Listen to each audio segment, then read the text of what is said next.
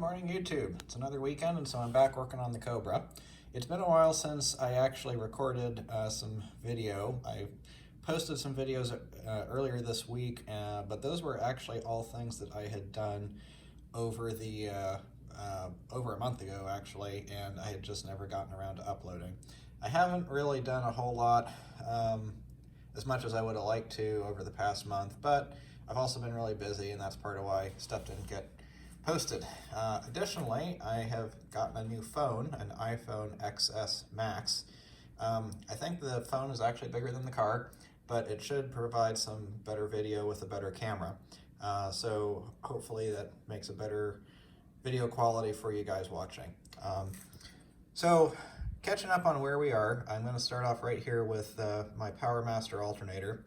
So this here, I was thinking quite a bit about what kind of alternator I wanted, what I wanted to go with. And there's a lot of different ones out there, but I ended up going with this one from PowerMaster. It's a Ford 3G style alternator. It's a one-wire alternator. PowerMaster converts it to that with, you can kind of see this little regulator on the back, so that all you have to hook up is the ground cable over here, and then the battery cable down there. And then that's it. I really wanted to go with the one wire because that just simplifies the installation significantly. This alternator is a 200 amp alternator.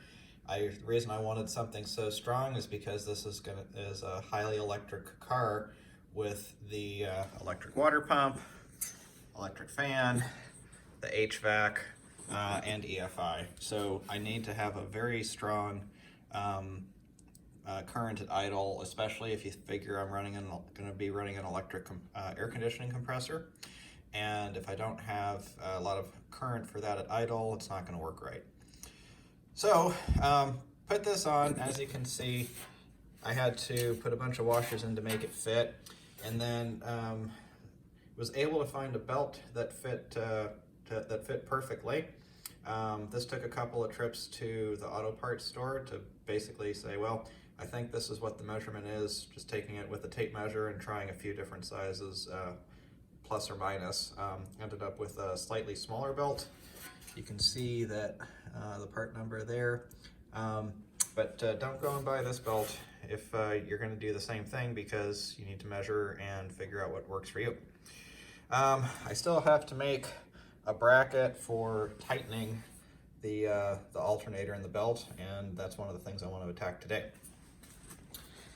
Another thing that's happened is I made a change to the thermostat housing. In my last video, you saw that I put the thermostat housing and the upper radiator hose on, but you probably also noticed that it was a 90-degree thermostat housing. I really didn't like the way that that looked. I know a lot of people do that, and it seems to work okay. I think most people who do it are doing it with a 302, and remember, the difference between a 302 and a 351 is basically an extra inch of deck height right there. So when I was looking at the profile view and kind of looking at the top of these bars here, the thermostat, the filler neck was actually sticking above this part. Probably still fits under the hood, but I just didn't like it. So ended up buying this thermostat housing from Dorman. The one I had before was a Ford Racing one, which I guess I'll sell now. I actually kind of like this Dorman one better than the Ford Performance one that I got. First off, 45-degree outlet, as you can see, just makes for a much nicer looking installation. Also, they drill, tap, and plug this hole here for a temperature sensor. Typically this is used for a thermostatic switch for turning on your cooling fan. I won't be using it for that, but it's nice to have it here in case I do. I was able to find a hose that with some trimming fit for the thermostat bypass to go back to the water pump. Obviously I over trimmed it. I am going to replace this and do a better job next time. Only a $5 standard hose from Gates. And I'm probably going to use a couple of those on the heater core. Let's come over to the front of the car and I'll talk a little bit about what I did here. So for both the cooling fan and the AC condenser, this is what I did for the brackets. I took some of this 3/4 by 3/4 inch aluminum square tubing, and then I took some of this 1/8 inch thick aluminum flat bar. And basically what I did was I cut sections of the square tubing, spaced them 1 inch up so that the tubing wouldn't risk rubbing on any of the tubes on the radiator. I then cut these holes into the tube so that I could run screws through and attach the condenser and then the cooling fan on the back to the radiator. This has a really nice solid setup to it. I don't have to worry about anything chafing. A lot of people use the little plastic clips that go through the radiator, but eventually with enough time those are going to rub through the tubes, and you could end up breaking or otherwise causing a leak in your very expensive radiator. Other thing I like about this, and there may be some issues with it, but we'll see. You can see there's a nice gap here, and about 3/4 of an inch. What I think that's going to benefit is that when I'm driving down the road in the fall, obviously you're going to get leaves that come up through here. Hopefully this makes it so that the leaves can bypass and be easily removed, or at the very least I can easily get a tool up in here to clean things out.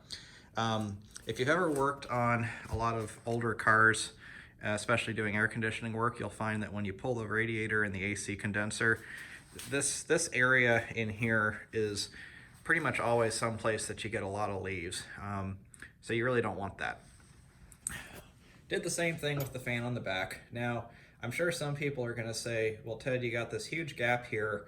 It's not gonna draw air very well. That may be true, but I think it's probably still gonna draw enough air. If you take a look at how Factory 5 recommends that you do things in the manual, you take the original shroud off of the Mustang and then you bolt the fan into the hole that the mechanical fan went in. It's definitely not a complete fit. It probably helps things a little bit, but ultimately I think there's going to be enough cooling that this is going to work just fine at slow speeds and idle. And when you're going down the road at speed, I think it's going to be unnecessary. There's going to just be enough airflow once you're moving. So we'll see. I can always add a shroud between the tubes, probably less on the front here and more on the back, if I think that that's necessary to direct more airflow through the fan. But I don't think that's going to be needed, so we'll see.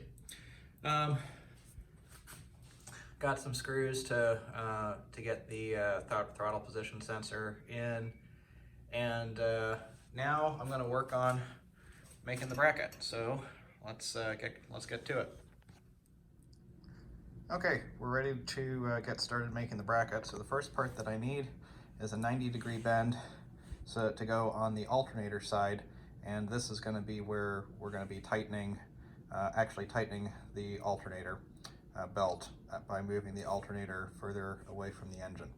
So just going to heat this up here and then take the hammer to move it 90 to get the 90-degree bend that I need.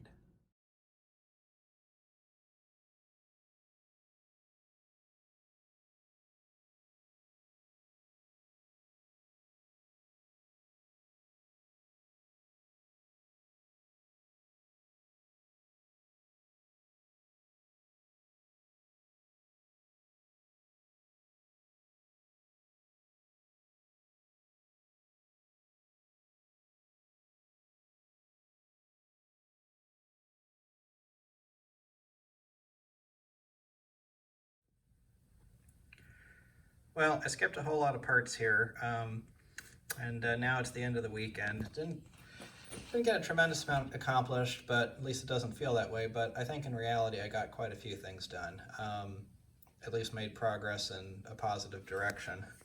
So that's what I have at the moment for my alternator bracket. You can see it's only attached to the engine with one bolt, and I'm planning on adding on to it to either attach to that ground bolt over kind of behind the alternator, or else maybe to that bolt on the top side of where the crank position sensor is going to go. I suppose I could even make it go to the main alternator bolt. I have to think about that. That might be another option too. But I want to see where the crank position sensor ends up falling in terms of where the connector goes, because that's going to determine some of it. A couple other things I got done. I finished up the fuel hoses, and I'm going to do a separate video talking about those a bit more, since it relates to a video that I did a while ago and making a couple of revisions to my review of the Summit Teflon fuel hoses. And then I spent some time working on the HVAC. So you can see I drilled holes I've drilled all the holes I need now. Those on kind of in the middle of the car there on that side that I'm looking at now are going to be for the heater core hoses. There's one of the drain hoses. It's going to be where another drain hose goes. These here are going to be the fittings for the air conditioning evaporator. And then I also started cutting the hose and figuring out the fittings for at least the high pressure line coming from the condenser to the receiver dryer and then to the evaporator. So I need to go find a hose shop that will crimp those for me. So a lot of little things kind of heading in the positive direction. You know, something I was thinking about with in aviation, I have a lot of friends who build their own airplanes, and you get to a certain phase that they call 90% down, 90% to go. And that's kind of where I am now with this car. You know, you have something that looks like a car, it looks like it should be pretty close to driving, but there's all these little details that you have to take care of before that can happen. So sometimes it just feels like you spend a couple hours in the garage and don't necessarily make as much positive progress as you'd like, but reality is you're doing something. So happy to have made some progress on this, and I've got a list of items that I need to buy and a couple things I need to do to prepare for next weekend. So exciting. I plan on ordering the spark plug wires that I'm gonna crimp together myself. Like I said, find a hose shop for those hoses over there, and got a couple of other things on the list relating to the dashboard. So thanks for watching. Hope you enjoyed it. Thanks to everybody who subscribed. I think I've got about 250 subscribers now, which is definitely more than I expected. So glad to see that people are enjoying this and hope you're getting something out of it. So thanks again for watching. Have a good weekend.